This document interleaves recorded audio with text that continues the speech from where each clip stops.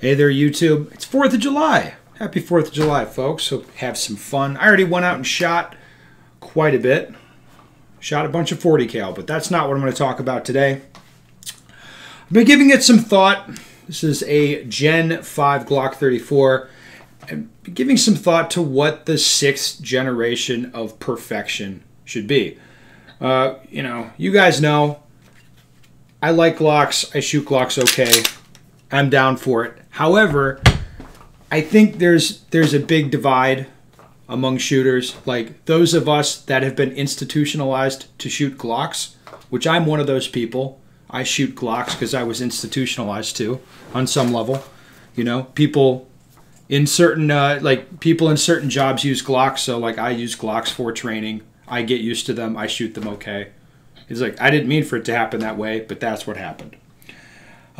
Anyway, other people not institutionalized to shoot Glocks, I think tend, not always, but tend not to prefer them. So here's a good example. One of the relative newcomers, the Walther PDP. Now, I think this gun, I mean, if you've never held a gun, you haven't been institutionalized to love Glocks, or to maybe not love Glocks, institutionalized to shoot Glocks. Then you take this, you hold this one. Now, most people, like if you haven't held a gun at all, I reckon most people would say the PDP is more comfortable than the Glock.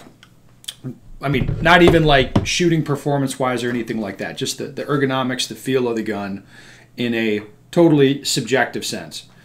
So when I consider that, it's kind of like, what does Glock need to do for the 6th generation of perfection?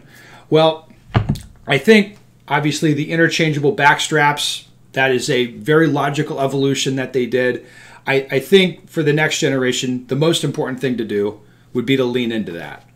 Make the grip more modular, more adjustable, maybe sell it a couple different configurations like classic and modern or whatever. So there's like the classic Glock grip angle or, feel, and then a different, more modern kind of take, and you can like adjust it in some way. Maybe you make it so the whole thing, like a 320, you can swap out the whole grip module and make it modular completely.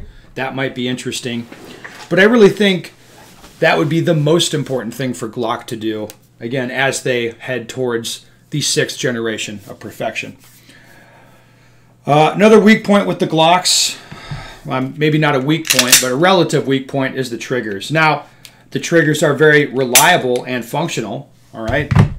But preferences have changed. Time has marched on, so kind of if I have my druthers, my Glock trigger's more like this, the flat-faced Apex shoe. I like that one.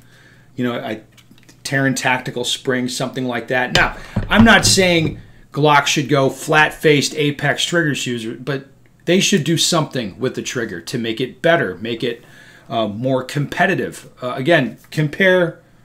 The PDP is a good comparison. It's like this is a completely factory trigger, and it's reliable, it's safe, it's easy to feel what's happening.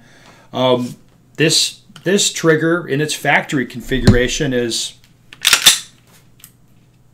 kind of comparable even to this modified Glock 34.